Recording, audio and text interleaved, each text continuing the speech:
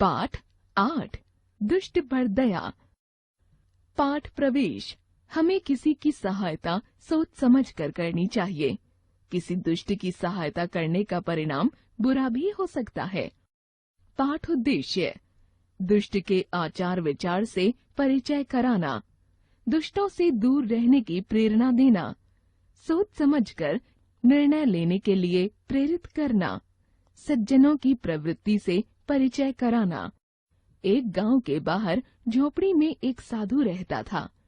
जाड़ों के दिन थे, कड़ाके की ठंड पड़ रही थी। साधु जंगल से लकड़ियां लाने के लिए झोपड़ी से बाहर निकला।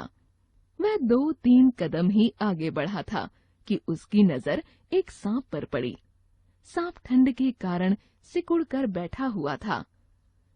साधु ने उसे एक लकड़ी से हिलाने का प्रयास किया ताकि वह बिल में छिपकर ठंड से बच सके, लेकिन सांप ने केवल एक बार आंख खोलकर देखा और बेसुध होकर पड़ा रहा।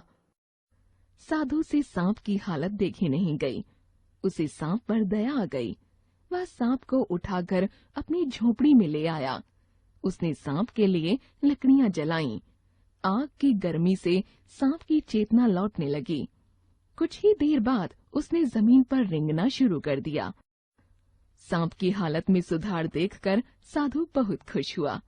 वह एक जीव की जान बचाने में सफल रहा था, परंतु उसे नहीं पता था कि दुष्ट पर दया करने से अपनी हानि हो सकती है।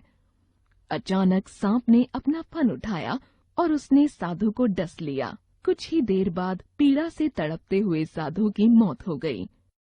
शिक्षा। हमें किसी की मदद सोच विचार कर करनी चाहिए।